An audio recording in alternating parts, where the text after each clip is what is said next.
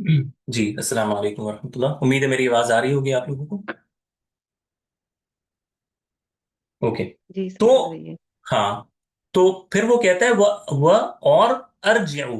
अर्जिउ यानी रजा यरजिउ से यरजिउ वो लौटता है, और अर्जिउ मैं लौट जाता हूं। तो वह अर्जिउ इलल बैती, मैं घर की तरफ लौट जाता हूं। तो यहां तो कोई मसला नहीं है। अर्जिउ इलल बैती, मैं घर की तरफ लौट जाता हूं। वह अतलू शैअम मिनल कुरान करीम, और मैं कुरान करीम में से कुछ तिलावत करता हूं। वह अतलू शैअम मिनल कुरान करीम, और मैं कुरान करीम में से कुछ तिलावत करता हूं। कुछ तिलावत करता हूं, तो ये जो लफ्ज है ना, अतलू, ये हमारा नेक्स्ट वर्ड होगा इंशाल्लाह। तो तला, य एक मिनट, हाँ। जी, अतलू ये जो लफ्ज है, ये ता लाम वाव से बना है। ठीक है। और कुछ इसको या से भी कहते हैं, लेकिन ये बाब नसरा यंसुरु से, तला, तला यतलू, यतलू, तला यतलू, तला यतलू, ये बनता है तला यतलू, तला यतलू। और इसका जो मस्दर है वो है तुलून, तुलून, या फिर तिलावतुन, तिलावतुन। ठीक है। तुलून या तिलावतुन, ये जो लफ्ज है तुलुवन या तिलावतुन, इसका माना होता है किसी चीज के पीछे पीछे चलना। किसी चीज के बिल्कुल पीछे पीछे, कदम ब कदम चलना। यानी कोई चीज अगर चल रही हो, आप ठीक उसके पीछे पीछे चल रहे हो, इसको कहते हैं तिलावत करना या तुलुवन करना। इसी वजह से जो खच्चर वगैरह होते हैं ना, या कह लें कि ऊंटनी वगैरह होते हैं, इसका जो बच्चा होता है ना, तो अगर आप देखेंगे कि ये बिल्कुल पीछे पीछे चलता है अपने माँ के, बिल्कुल पीछे पीछे। किसी भी जानवर को आप देखें ना, उसका बच्चा बिल्कुल पीछे पीछे उसके चल रहा होता है, जहां जहां वो माँ जाती है बिल्कुल पीछे पीछे उसके चल रहा होता है। उस बच्चे को कहते हैं अतिल, अतिलवु। ठीक है। अतिलवु, अतिलवु, अतिलवु कहते हैं उस बच्चे को। बात आ रही है समझ में ना? यानी वो बच्चा जो अपनी माँ के बिल्कुल पीछे पीछे, जानवर वगैरह का बच्चा चलता है ना, उसको कहते हैं अतिलवु। क्यों कहते हैं तिलवु? क्योंकि ये सेम मादे से है, यानी पीछे पीछे चलना, अतिलवु। बात आ रही है समझ में? जी सर। ओके। तो ये जो तिलावत हम करते हैं, इसको तिलावत क्यों कहते हैं? इसको तिलावत क्यों कहते हैं? क्योंकि हमारी नजरें जो हैं, वो जो हम पढ़ रहे होते हैं उसके पीछे पीछे हमारी आवाज चल रही होती है। हम जो पढ़ रहे होते हैं उसके पीछे पीछे हमारी आवाज भी चल चल रही होती है। इस वजह से इसको तिलावत कहते हैं। यानी हमारा वॉइस जो है ना, ठीक है, हमारी जो वॉइस है, हमारी जो आवाज है, जो लिखा हुआ है उसके पीछे पीछे चल रही होती है। ऐसा ही होता है ना जब हम तिलावत करते हैं। हम लिखा होता है बिस्मिल्लाहिर्रहमानिर्रहीम, तो हम पढ़ते हैं बिस्मिल्लाहिर्रहमानिर्रहीम आवाज के साथ। तो ये होती है तिलावत। इसी से मिलती जुलती एक लफ्ज, मिलता जुलता एक लफ्ज है अल क़िराअत। अल क़िराअत। अब क़िराअत भी पढ़ने के माने में आता है, तिलावत भी पढ़ने के माने में आता है। तो दोनों में फर्क क्या है? क़िराअत और तिलावत में फिर फर्क क्या है? इसको समझने के लिए सबसे पहले ये हमें समझना होगा कि हम इसको अलग अलग अंदाज से समझेंगे। सबसे पहले लफ्ज के एतबार से, ठीक है, लफ्ज के एतबार से, और ये गौर से सुनिएगा। क़िराअत कहते हैं किसी चीज को दिल व दिमाग में जमा करने को। ठीक है। क़िराअत कहते हैं किसी चीज को दिल व दिमाग में जमा करने को। जबकि तिलावत मैंने कहा कि किसी चीज के पीछे पीछे चलने को कहा जाता है। इसी तरह किरात में आप मुंह बंद करके साइलेंट रीडिंग कर सकते हैं, चाहे वो किताब की शक्ल में हो या अपने हिफ्ज की शक्ल में हो। यानी आपको अगर कोई चीज याद हो या लिखी हुई हो, दोनों को आप बिना मुंह से कुछ कहे भी पढ़ सकते हैं, तो ये किरात कहलाएगी। लेकिन तिलावत में ये चीज नुमाया होती है कि इसमें आवाज की जरूरत होती है। यानी आप जो पढ़ रहे हैं ना, चाहे वो मेमोरी से पढ़ें या लिखी हुई पढ़ें, आपको उसको मुंह से पढ़ना है। तो तिलावत में ये चीज नुमाया है कि इसमें आवाज होनी चाहिए, जबकि किरात में आवाज नहीं होती उमूमन। ठीक है, और ये मैं आम डिफरेंस बता रहा हूं, जरूरी नहीं कि हर जगह ये एप्लीकेबल हो। अच्छा, इसी तरह यानी किरात में भी आप मुंह से पढ़ सकते हैं, यानी आवाज के साथ। लेकिन ये शर्त नहीं है किरात के लिए, लेकिन तिलावत के लिए ये शर्त है कि आवाज के साथ होनी चाहिए। और इसी तरह हाफजे से, दोनों को हाफजे से भी आप पढ़ सकते हैं। तिलावत को भी आप अपने हाफजे से पढ़ सकते हैं और किरात को भी हाफजे से पढ़ सकते हैं। किरात में जिस चीज को आप पढ़ रहे हैं, उसकी उसकी यानी कितनी देर आप पढ़ रहे हैं उसकी कोई शर्त नहीं है। यानी आप 2 सतर पढ़ लें, वो किरात होगी। यानी इस किताब का हमने अगर 1 सतर पढ़ लिया, हमने किरात की। लेकिन तिलावत में ये कदर थोड़ी लंबी होती है। यानी तिलावत में ये होता है कि आप जब कुछ पढ़ रहे हैं तो थोड़ा ज्यादा पढ़ेंगे आप, 1 सफ़ा 2 सफ़ा इस तरह पढ़ेंगे, तो वो तिलावत उमूमन कहलाती है। यानी इसमें लंबाई ज्यादा होती है। इसी तरह किरात में जिस चीज को आप पढ़ रहे हैं उसको आप अमली शक्ल भी दें, इसकी कोई शर्त नहीं है। यानी आपने कोई किताब खोली, कोई नॉवल खोला, आपने पढ़ा, बंद करा, रख दिया। लेकिन तिलावत में ये चीज होती है कि आप जो पढ़ रहे हैं, खासकर कुरान मजीद वगैरह, इसमें जो आप पढ़ रहे हैं उसको आप उस पर अमल भी करते हैं, ये शर्त है। ठीक है, तो कुरान मजीद वगैरह की जब आप तिलावत करते हैं तो इस नियत के साथ करते हैं कि हम जो उसमें लिखा है उस पर अमल भी करेंगे। बात आ रही है ना समझ में? तो ये छोटी छोटी डिफरेंसेस हैं। और अगर आप कहीं ये पढ़ें कि अक़राउ अला, यानी इस तरह, या आप पढ़ें कि क़रा क़रा अला, अगर इस तरह है कि फुला ने फुला पर पढ़ा, क़रा अला शेख, क़रा अला उस्ताद, तो फिर ये हर सूरत मुंह से बोलकर ही होगा। क्योंकि जब आप किसी शेख पर पढ़ते हैं ना, किसी उस्ताद पर पढ़ते हैं, तो आप वो किताब आप मुंह से बोल कर पढ़ते हैं। क़रा क़रा अला फुलान, आप हदीस पढ़ें, आपने किरात की हदीस की किसी शेख पर, फिर वो आपको बताएगा, उसका माना मफहूम बताएगा। तो क़रा अला अगर आ गया तो ये आवाज के साथ होती है। ठीक है, ये बस आपको याद रखना है कि अगर किरात अगर अला के साथ आए तो ये मुंह से बोलकर होता है। ठीक है, लेकिन तिलावत तकरीबन हर जगह ही आवाज के साथ होती है। आ रही है बात समझ में?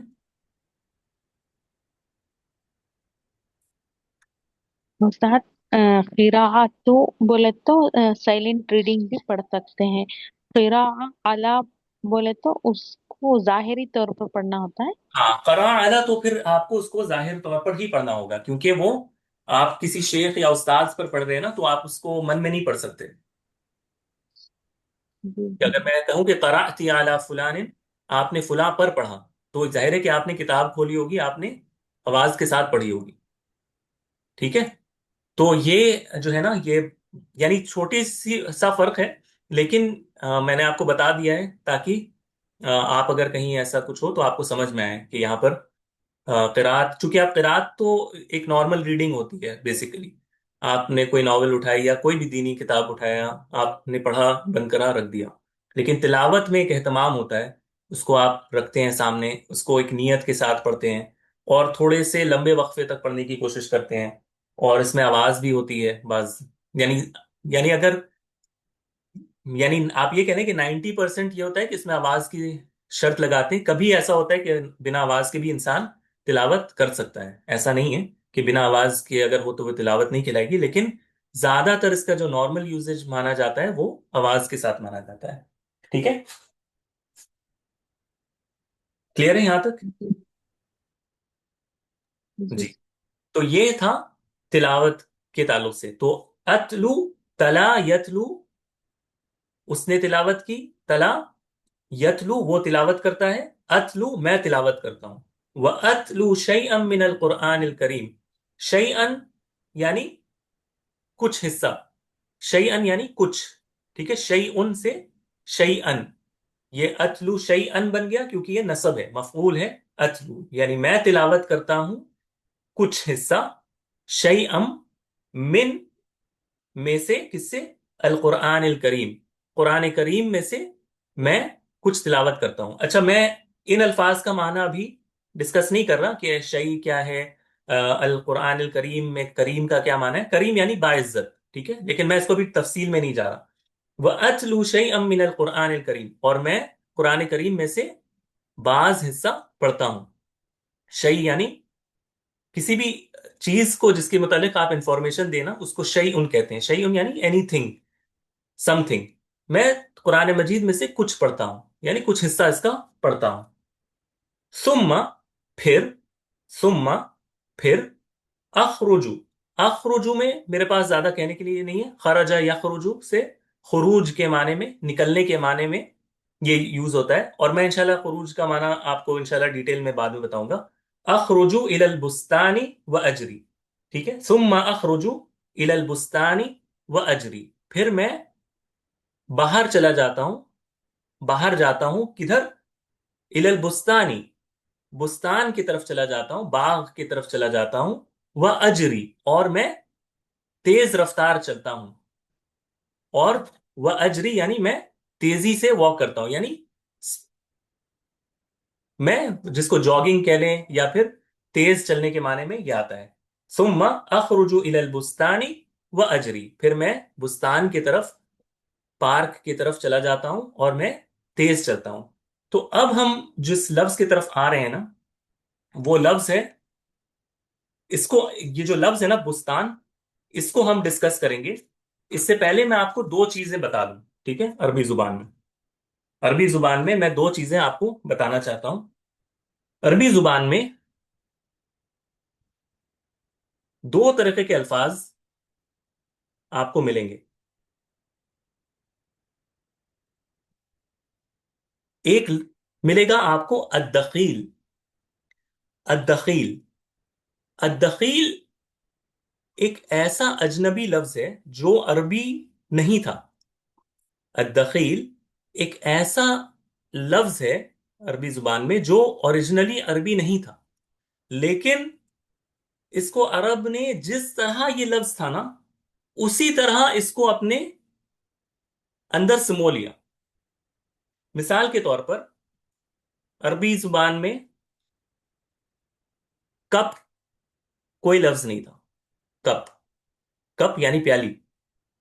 अब ये जब लफ्ज अरबी जुबान में आया, तो कप को उन्होंने क्या किया, जिस तरह ये लफ्ज था और उनके पास जो इसको कहने के लिए जो अल्फाज थे, उसको यूज करते हुए उन्होंने इसको क्या बना लिया? कूबुन। कूबुन, देखिए कप से मैच कर रहा है ना, कूबुन। कप को इन्होंने क्या किया? कूबुन की शक्ल में एब्जॉर्ब कर लिया। अब ये कप के माने में इस्तेमाल होने लगा। इसी तरह बस, बस यानी जो बस हम पकड़ते हैं, ये लफ्ज अरबी जुबान में नहीं था, लेकिन इसको अरबी जुबान ने एक्सेप्ट कर लिया और इसको क्या कहते हैं वो? बास। ठीक है, बास, बास कहते हैं इसको।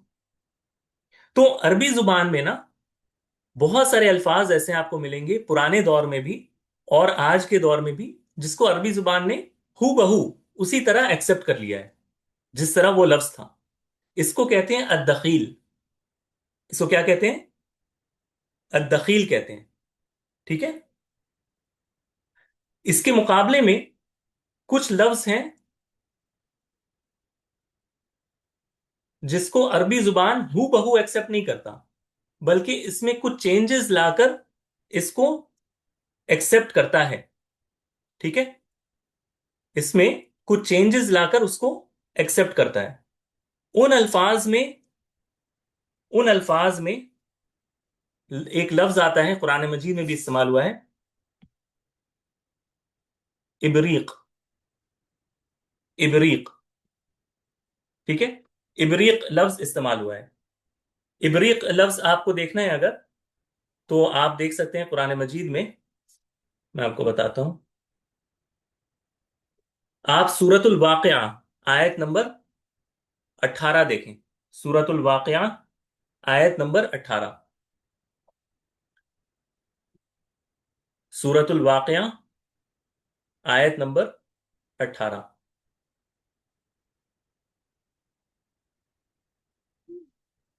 इज़ा वक़अतिल वाक़िया, किसी के पास अगर हो तो खोल लें आप। सूरतुल वाक़िया 56 आयत नंबर 18 जी। बिअक्वाबिन व अबारीका व कअसिम मिन माइन, हाँ ऐसे हाँ। कुजे और टूटने वालियां सुराहियां जो और लबालब भरे हुए प्याले लेकर जो बहती हुई शराब के होंगे। यानी प्याले, और यानी एक इसका तर्जुमा अकवाब, देखिए ये कूब की जमा है, ठीक है। अकवाब ये कूब, कूब उनकी जमा है, कप्स जिसको कहते हैं प्याले, ठीक है। तो अकवाबुन व अबारीक, अबारीक, अबारीक ये इबरीकुन की जमा है, ठीक है। इबरीकुन ये असल में ओरिजिनली क्या लफ्ज था, ये फारसी लफ्ज था। ये लफ्ज था आबरेज, ठीक है। ये लफ्ज था आबरेज। आबरेज फारसी में जहां तक मैंने देखा कि ये किसी भी अ, यानी एक इलाका जहां पर पानी जमा हो जाता था, ठीक है। कोई शैलो इलाका, कोई जहां पर गड्ढा नुमा हो, जहां पर बरसात का पानी वगैरह जो जमा हो जाता था ना, इस माने में ये लफ्ज यूज होता था, आबरेज। लेकिन इसको फिर बाद में किसी भी चीज में उंडेलने के लिए, पानी उंडेलने वगैरह के लिए ये लफ्ज इस्तेमाल होने लगा। तो फिर ये जग के माने में भी इस्तेमाल होने लगा, जग जिसको कहते हैं हमारे यहाँ, ठीक है, जग जिसमें पानी भरकर उंडेला जाता है, कप वगैरह में डाला जाता है।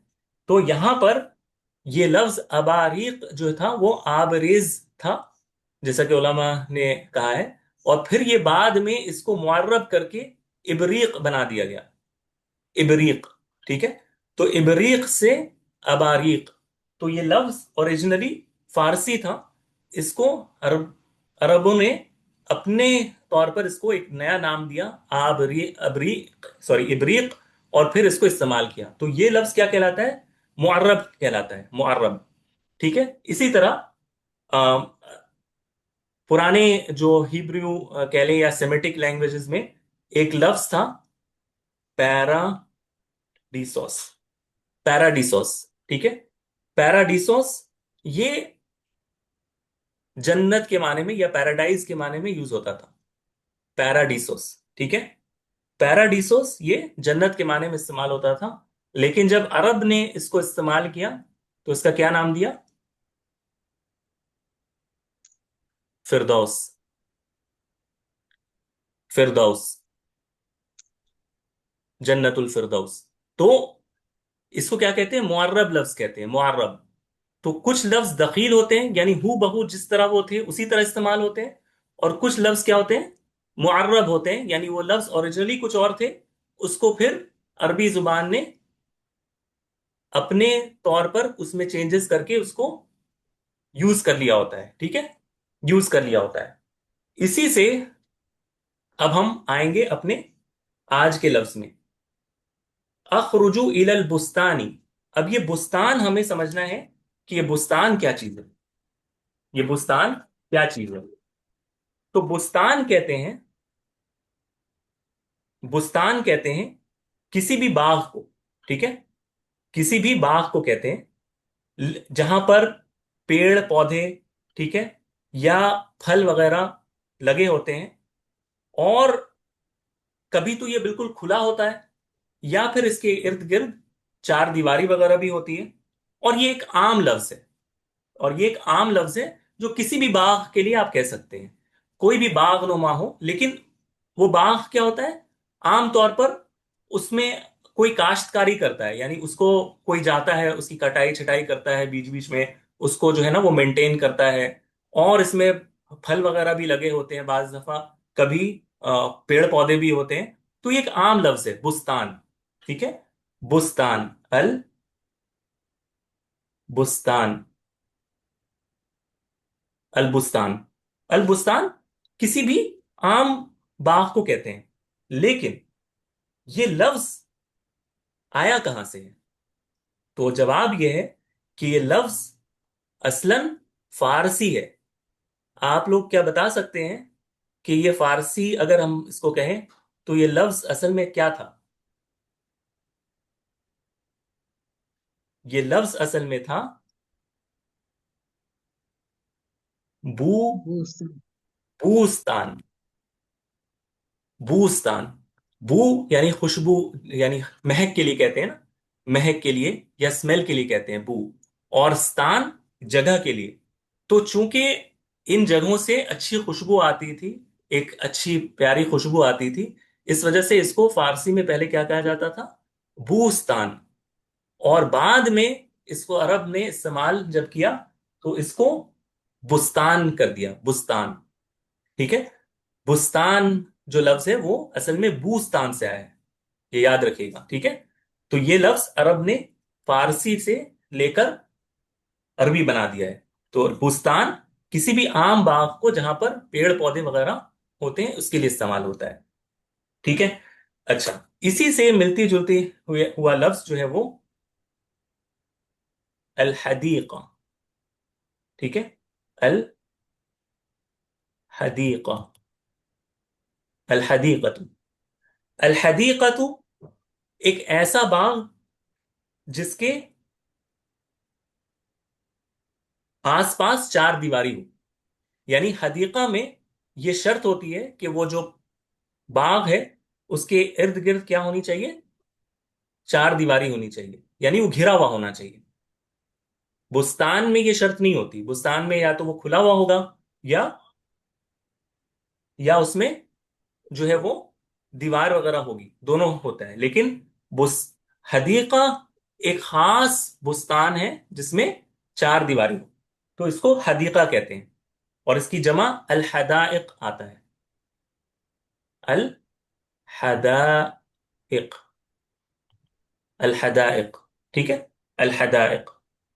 इसी से मिलता जुलता हुआ लफ्ज अल जन्ना। ठीक है, अल जन्नतु, अल जन्नतु, अल जन्ना कहते हैं एक ऐसे बाग को, एक ऐसे बुस्तान को जिसमें इतने पौधे हों, इतना पौधा हो कि उसके अंदर ना बाहर से कुछ ना दिख सके। यानी इस तरह वो घिर जाता है पौधों से, दरख्त से, पौधा नहीं दरख्त से इस कदर घिरा हुआ होता है कि वो बिल्कुल छुप जाता है, यानी बहुत ज्यादा उसमें दरख्त होते हैं।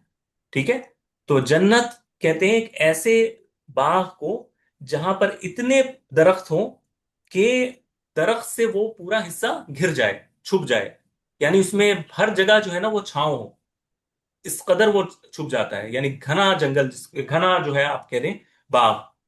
ठीक है, तो जन्नत उसको कहते हैं। बात आ रही है समझ में? यानी एक ऐसा बाग जिसमें कसीर अशजार हो, कसीर जो है वो दरख्त हो, और वो दरख्त सब कुछ ढक दें, उसके अंदर जो कुछ है उसको वो ढक दें, छुपा दें, इसको कहते हैं जन्ना। और आखिरी जो लफ्ज है हमारे पास वो है अर्रौदा, अर्रौदतु, अर्रौदतु, अर्रौदा। ये अगर आप जंगलात वगैरह में जाएं या फिर कोई ऐसे इलाके में जाएं जहां पर नेचुरली, कुदरती तौर पर जो है ना वहां की जमीन जरा सी नीची होती है, वहां पर पानी भी थोड़ा जो है ना वो यानी जो बरसात वगैरह के जो पानी है वहां पर अच्छे से हर वक्त आते रहते हैं, और कुदरती तौर पर वहां पर पेड़ पौधे और बहुत सारे जो है ना वो फूल वूल जो है ना वो वहां पर ग्रो होने लगते हैं, वहां पर उभरने लगते हैं। और बिल्कुल खूबसूरत एक जो है ना वो वहाँ का जो है ना वो एक माहौल बन जाता है। यहाँ वहाँ तरह तरह के फूल, तरह तरह के पौधे, यानी परिंदे वगैरह सब कुछ जो है ना वहां पर वो जमा हो जाते हैं, क्योंकि बरसात का पानी वहां पर आता है ना। तो वहां पर अलग अलग किस्म के पौधे वगैरह खूब नेचुरली तौर पर उगने लगते हैं। ठीक है, यानी सब कुछ नेचुरली होता है, कोई उसमें ना कोई काश्तकारी होती है ना कुछ होता है। वो कुदरती तौर पर वहां पर जो है वो एक बहुत ही खूबसूरत एक बागनुमा बन जाता है। बात आ रही है समझ में? इसको कहते हैं अर्रौदा। अर्रौदा, अर्रौदा। और इसकी जमा है अर्रियाज या अर्रौदात। ठीक है, तो रियाजुल जन्ना या रौदा जो हम कहते हैं कि नबी सल्लल्लाहु अलैहि वसल्लम के मस्जिद में जो हम जाते हैं तो वहां पर जो हम्म। रौदा कहते हैं ना वो जन्नत में हम कहते हैं कि वो जन्नत का हिस्सा है, वो वहां का रौदा है, जन्नत का रौदा है। तो रौदा कहते हैं एक ऐसे नेचुरली उगने वाले, यानी नेचुरली तौर पर तैयार होने वाले एक बाग को, जहां पर बरसात वगैरह के पानी जो है ना वो जमा होते हैं, और यहाँ पर अलग अलग घास, अलग अलग फूल, ठीक है, सब जो है वो जमा हो जाते हैं। और आमतौर पे इसका कोई दीवार वगैरह नहीं होती, क्योंकि जाहिर है कि ये नेचुरली तौर पर किसी जंगल वगैरह में या किसी ऐसे इलाके में ये खुद ब खुद तैयार हो जाता है। ठीक है, तो इसको कहते हैं अर्रौदा। तो हमने देखा कि बुस्तान एक आम लफ्ज है। बुस्तान में आमतौर पर काश्तकारी करके और इसको तैयार किया जाता है, इसको मेंटेन किया जाता है। फिर हमने देखा कि हदीका, हदीका एक ऐसे बुस्तान को कहते हैं जो चार दीवारी से घिरा हो। फिर हमने देखा अलजन्ना, एक ऐसे बुस्तान को या एक ऐसे बाग को जहां पर कसीर तादाद में अशजार हों, दरख्त वगैरह हों, उससे पूरा जो है वो इलाका ढक जाए। और फिर हमने देखा अर्रौदा, जिसकी जमा अर्रियाद है, जिसको हम कहते हैं कि नेचुरल जो फॉर्मेशन के जरिए से जो बाग वगैरह तैयार होते हैं और इसमें कोई काश्तकारी वगैरह नहीं होती, सब कुछ नेचुरली जो है वहां पर होता है और बहुत खुशनुमा वहां का माहौल होता है। तो इसको कहते हैं अर्रौदा, जिसकी जमा अर्रियाज या रौजात है। तो ये जो है ना हमने पढ़ लिया। तो अब जो है ना वो मैं सोच रहा हूँ कि यहाँ पर मैं रुकूं, और अगर आपका कोई सवाल है पहले उसको लेते हैं, फिर मैं एक दो बातें और इंशाल्लाह करूंगा, क्योंकि अब हमारा टाइम थोड़ा सा 10 मिनट रह गए हैं। तो मैं एक दो चीज़ और आपको दूसरी चीज़ बताना चाह रहा था, फिर हम इंशाल्लाह क्लोज करेंगे इंशाल्लाह। तो कोई सवाल है आप लोगों का इसके ताल्लुक से, बुस्तान के ताल्लुक से? उस्ताद मोहतरम, ये जो वो रोजा बोलते ना, आपसे असलम का रोजा मुबारक, जी जी। तो ये क्या क्या वो गुम्बद को बोलते हैं? नहीं, रौदा जो है ना वो तो वो हिस्सा है ना कि आपने कहा था कि मेरे घर और मिंबर के दरमियान जो हिस्सा है ना वो जन्नत का रौजा है। यानी वो जन्नत यौमुल क़ियामा इंशाल्लाह वो जन्नत के का जो है ना बाग का हिस्सा है, उसको रौजा कहते हैं। मुझे समझ नहीं आई, दोबारा से बता देना। अच्छा, आप जो है ना, यानी अगर आप मदीना मुनव्वरा जाएं तो वहां पर रौजा के लिए ना परमिट लेना पड़ता है। रौजा, देखें, आप सल्लल्लाहु अलैहि वसल्लम का घर जो था ना, जो बैत था आप सल्लल्लाहु अलैहि वसल्लम का, वो तो इस तरह था ना कि वो अगर आप देखें तो ये अगर मिंबर था, ये अगर मिंबर था, ठीक है, तो इस तरफ मान लें कि आप सल्लल्लाहु अलैहि वसल्लम का घर था इस तरह। तो आप सल्लल्लाहु अलैहि वसल्लम यहां से निकलकर मिंबर पर आते थे। ठीक है, तो ये जो हिस्सा था ना घर से लेकर और मिंबर तक का, ये नबी सल्लल्लाहु अलैहि वसल्लम ने कहा था कि ये जन्नत का बाग है, रौजा है। ठीक है, तो यहाँ पर लोग नमाज पढ़ते हैं, इसमें बहुत फजीलत है। अब आप सल्लल्लाहु अलैहि वसल्लम जो है ना, उन आप सल्लल्लाहु अलैहि वसल्लम की जब अल्लाह ताला ने वफात दी, तो अल्लाह ताला के हुक्म से उनको अपने घर के अंदर ही जो है ना वो दफन किया गया ना, उनको जो है वो वहां पर लिटाया गया। ठीक है, तो ये हिस्सा भी चूंकि रोजा से करीब है तो इसको रोजा के माने में बोल दिया जाता है। ठीक है, लेकिन असल जो रोजा है वो यही है, ये जो हिस्सा है। बात आ रही है समझ में? जी समझ आई। जी। तो रोजा लोग कहते हैं, लेकिन असल जो रोजा का जो परमिट होता है वो नबी सल्लल्लाहु अलैहि वसल्लम को देख के कब्र मुबारक की जियारत के लिए नहीं, बल्कि यहाँ पर नमाज पढ़ने के लिए जो है ना वो परमिट मिलता है। फिर इसी बहाने लोग जो है वो यानी नबी सल्लल्लाहु अलैहि वसल्लम की जो है ना वो कब्र मुबारक के पास भी आते हैं। असल में जो रोजा मक्का आम। या मदीने में जो भी खजूर के बागात होते हैं उनको क्या बुस्तान कहते हैं या हदीक कहते हैं? मैं समझा नहीं सवाल को। मदीना या मक्का में जो भी खजूर की काश्तकारी होती है, बागात होते हैं, उनको हम्म। या हदीक कहते हैं या बुस्तान कहते हैं? नहीं, ये तो अगर वो चार दीवारी के अंदर होगा ना तो वो हदीका होगा, यानी नबी सल्लल्लाहु अलैहि वसल्लम के लिए आता है कि बाज दफा वो किसी हदीका में थे, किसी अपने बाग में बैठे हुए थे, तो आमतौर पे वो चार दीवारी होती थी, कोई उसके अंदर जो है ना वो एक दरवाजा नुमा होता था, उसके अंदर से लोग अंदर जाते थे। ठीक है।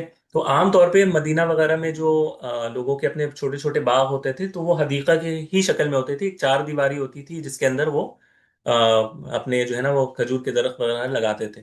तो आमतौर पे वो हदीका ही होता था। बुस्तान तो एक आम माना है, लेकिन उसको बुस्तान कहा जा सकता है क्योंकि बुस्तान में ये शर्त नहीं होती कि आप दीवार हो या ना हो, दोनों सूरत उसको बुस्तान कहा जा सकता है।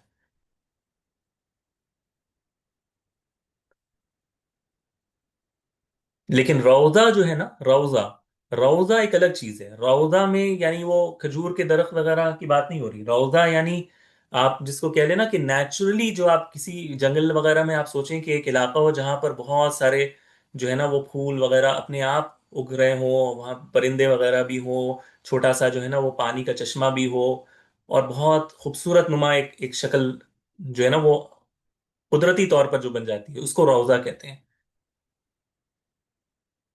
जी जी, समझ आई, जज़ाकल्लाह खैर। भैया जी। उस्ताद आम जुबान में रोजा कब्र को कहते हैं, मतलब एक जैसा कहते हैं एक आम उर्दू में फलां का रोजा है, फलां का रोजा है। मेरा ख्याल है इनको इस से कंफ्यूजन हो रही है कि यहाँ यहाँ तो अरबी जुबान में रोजा बाग को कहेंगे, तो वो जी मेरा ख्याल मिक्स कर रही हैं। हाँ, ये मैं देखूंगा कि उर्दू में जो है ना इसका इस्तेमाल जो है वो, क्योंकि मैं खुद भी देख लेता हूँ चूंकि बात आ गई है, क्योंकि रोजा जो है ना ये लफ्ज तो अरबी है। तो मैं इसको हाँ एक, जी, मैं एक बार देखता हूँ, रुके, वो चूंकि बात, गलतुल आम में आ जाता हाँ है, गलतुल गलतुल आम आम में कह आ सकते हैं, क्योंकि वो नबी सल्लल्लाहु अलैहि वसल्लम के कब्र अथर जो है ना उसके यानी उसके पास वो हिस्सा पड़ता है ना, तो ये गलत फहमी आप कह लें या एक कह लें कि एक कॉन्सेप्ट ये बन गया है कि रोजा जो है ना वो कब्र मुबारक है, जबकि रोजा अथर जो है ना। लेकिन बात ठीक है उस्ताद, हम्म। बात भी ठीक है जी। हम कहते हैं ना कि या अल्लाह ताला हमारी माँ की कब्र को जन्नत का बाग बना दे, उस हिसाब में ये भी ठीक है। तो फिर जब हमारा ज्यादा नॉलेज नहीं होता तो फिर ये मिक्स हो जाती हैं चीजें। जी, ये बात सही है कि ये बात सही है। मैं इंशाल्लाह मैं इसको देखूंगा कि उर्दू में जो है ना ये क्या मामला है इसका, क्योंकि मुझे पता है कि हमारे यहाँ ये इस तरह इस्तेमाल होता है, लेकिन मुझे इसको जो है ना मजीद देखना पड़ेगा कि ये उर्दू में जो है ना ये क्या है इसके अंदर। रोजा, अच्छा रोजा का माना मेरे पास जो है वो, अच्छा मैंने अभी ये ना रेखता डिक्शनरी जो है उर्दू की इसको खोला, तो इस पर लिखा है कि असल जो है वो, मैं इंशाल्लाह भेज दूंगा ये, असल जो है ये इसकी अरबी है, ठीक है, वो कहते हैं, और कहते हैं कि ये बाग बागीचा या सब्जा जार, ठीक है, इस तरह कह रहे हैं। और फिर उसके नीचे लिखा है मजार जिस पर गुंबद बना हो, मकबरा, ठीक है। तो फिर वो उसमें नीचे और उसकी जो है ना तफसील दे रहे हैं, लेकिन असलन जो है ये बाग के माने में ही इस्तेमाल होता है, बागीचा। अब ये है कि हाँ उसको मजाजी तौर पर जो है ना वो एक नबी सल्लल्लाहु अलैहि वसल्लम के कब्र के तौर पर भी इसको जो है इस्तेमाल किया जाने लगा है। वल्लाहु आलम। जी उनकी कब्र तो ठीक है, लेकिन रियाजुल जन्ना तो वो वाले बाग है जहाँ आपने कहा कि यहाँ पे जन्नत का बाग है, उसका हिस्सा है। लेकिन जी हम जो रोजा इस्तेमाल करते हैं ना, वो तो गलत हिसाब में इस्तेमाल करते हैं ना, कि किसी जी भी जी। बुजुर्ग का, बड़े आदमी का। हाँ, लेकिन जब आप वो जाए ना, जब आप मदीना में जब आपको वो जो परमिट मिलता है ना, आजकल तो परमिट से होता है, तो वो मेरा जो ख्याल है कि अरब जब कहते हैं कि रोजा का जो आपको परमिट मिल रहा है वो रियाजुल जन्ना की परमिट आपको दे रहे होते हैं, क्योंकि रोजा की जमा रियाज है ना, तो वो आपको रियाजुल जन्ना का परमिट दे रहे होते हैं। इसी बहाने आप नबी सल्लल्लाहु अलैहि वसल्लम का रोजा जिसको आप उर्दू में कह रही हैं उसकी भी इजाजत आपको साथ मिल जाती है। लेकिन मेरा जो ख्याल है अपना, कि वो आपको जो परमिट मिलता है, क्योंकि आप पहली चीज जो आप जाते हैं वहां पर आप नमाज पढ़ते हैं ना रियाजुल जन्ना में, تو وہ जो है ना, वो असल परमिट उसकी मिलती है, रौजा की। बात आ रही है समझ में? जी बस, उस अल्लाह के सबको लेके जाए। जी। क्योंकि मैं गया हुआ था ना लास्ट, तो मुझे अल्हम्दुलिल्लाह मुझे पता है कि वो रौजा परमिट जब देते हैं तो वो नबी सल्लल्लाहु अलैहि वसल्लम की कब्र मुबारक का असल में परमिट नहीं होता, वो रियाजुल जन्नह की परमिट देते हैं। क्योंकि पहला हिस्सा वहीं आप दाखिल होते हैं पहले, फिर वहां से आप नमाज पढ़कर फिर निकलते वक्त जो है नबी सल्लल्लाहु अलैहि वसल्लम के कब्र अतहर को की जियारत करते हुए आप बाहर आते हैं।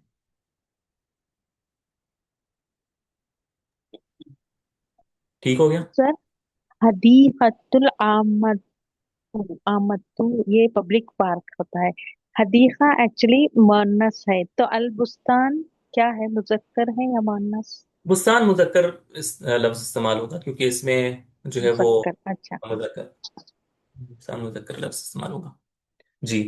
तो एक मिनट, मैं इसमें इसको मैं एक दो बातें, चूंकि कुछ स्टूडेंट्स नए थे, सॉरी, तो मैं उसको पहले बता देता हूँ जल्दी से।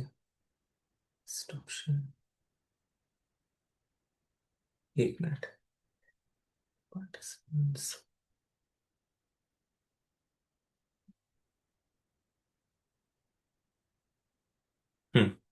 अब मैं,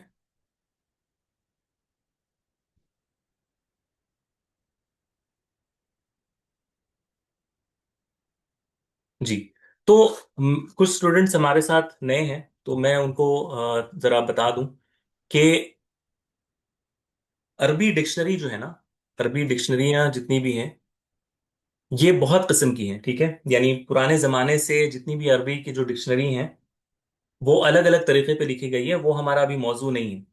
चूंकि हम आज जिस लेवल पर हैं, हम ज्यादातर उर्दू, अरबी उर्दू, या फिर जो है वो अरबी टू इंग्लिश डिक्शनरी इस्तेमाल करते हैं।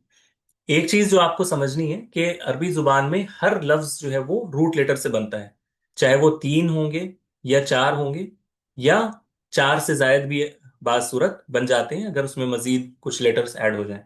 तो उमूमन इसी को अपनाया जाता है अरबी डिक्शनरी में, इसी को अपनाया जाता है। और आप देखेंगे कि इसमें जो पहला मादा हमेशा किसी भी लेटर का आपको मिलेगा, एक तो ये कि ये सारे हुरूफ तहज्जी के शक्ल में होंगे। यानी सबसे पहले हमजा आएगा, फिर बा आएगा, यानी अलग अलग चैप्टर्स जिस तरह आप इंग्लिश डिक्शनरी वगैरह इस्तेमाल करते हैं ना, कि पहले हमजा, फिर बा, फिर ता, फिर सा, फिर जीम, फिर हा, तो इस तरह ये बाब होंगे। और फिर जो लेटर इनके साथ जुड़े होंगे, मिसाल के तौर पर अगर मैं कहता हूं अकला, अकला यानी उसने खाया, तो इसका जो फेल माजी है ये असल बनेगा। अकला फेल माजी, ये इसका असल बनेगा। तो अकला हमजा के बाब में, उसके बाद हमजा के बाद हमें जाना होगा काफ में। हमजा के बाद, जैसे अगर आप यहां देखें ये हमजा का बाब है, ठीक है, ये हमजा का बाब है। इसके बाद इसके अंदर क्या है, हमजा बा, फिर इसके बाद आएगा हमजा ता, फिर हमजा सा, फिर हमजा जीम। ऐसे करते करते हमजा काफ जब आएगा तो उसमें हमें अकला मिलेगा। फिर उसमें काफ, हमजा काफ हमजा, हमजा काफ बा, हमजा काफ ता। तो ये ऑर्डर में वो चलता है, डिक्शनरी जो है वो इसी तरह आजकल वो बनाते हैं। लेकिन उमूमन जो पहला लफ्ज होगा हमेशा वो फेल माजी का होगा। अब मिसाल के तौर पर अगर मुझे अकला देखना है तो मैं अकला के बाब में जाता हूं। ये देखें, हमजा काफ, हमजा काफ के बाब में आपको मिलेगा। अब हमजा काफ के अंदर, अब वो हमजा काफ ता, हमजा काफ दाल, ठीक है, इस तरह। फिर हमजा काफ रा, फिर और आप जाएं, हमजा काफ सीन, हमजा काफ सीन, हमजा काफ फा, ठीक है। अब हमजा काफ काफ, ये अक्का है। फिर हमजा काफ लाम, ये देखें अकला, अकला ये फेल माजी है, अकला। और